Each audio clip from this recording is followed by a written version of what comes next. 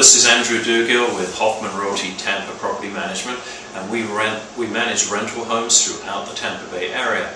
And today what I want to talk about is, should you short sell your home or should you rent it? And we get a lot of calls from property owners who are trying to do feasibility studies to work that out. Should they short sell or allow their property foreclose, or should they rent it? And the reason is that their property is worth this and their mortgage is here, so they don't have the option of doing a regular sale. And I'd just like to mention that, as a property management company, we look at credit reports every day of the week. And we see credit reports from people that have gone through short sales, and we see credit reports from people that have gone through foreclosure.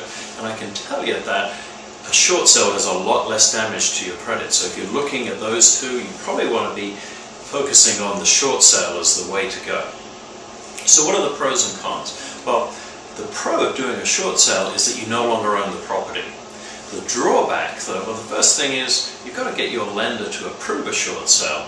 And if you've got a lot of income or assets, they may not approve it. I mean, there's what's called a moral hazard, and they actually only have to allow short sales to people that have got hardships. If they do approve a short sale and it goes through, it is going to lower your credit score, and you're probably not going to be able to get a mortgage for several years either. Some of the risks with the short sale are things like a deficiency judgment. That is where a lender may go after you for the amount of the debt that they've forgiven. Now, some lenders forgive that when you do a short sale, but there are some that don't, and they reserve the right to go after you at some point in the future to get that money back. And another issue to be aware of is the tax consequences of a short sale.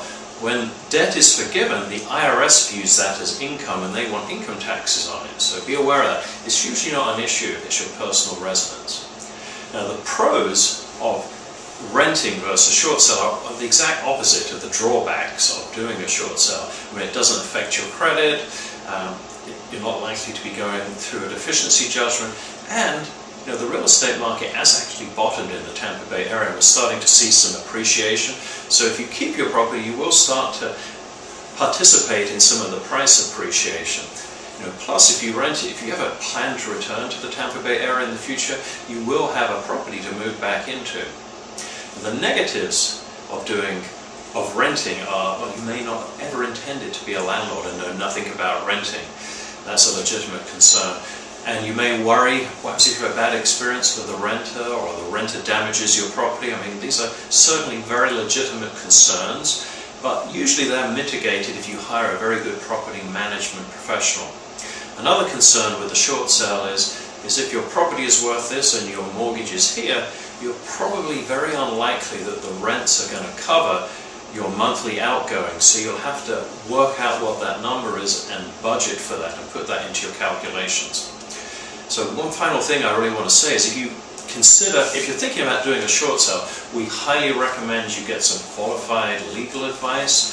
So certainly if you're in the Tampa Bay area, please feel free to contact us. There's no obligation. We'll send you a list of attorneys that specialize in this area that will give you a free consultation. So this is Andrew Dugill with Hoffman Realty Tampa Property Management, and we manage rental properties throughout the Tampa Bay area. If you've got any questions about the blog today, please feel free to give us a call.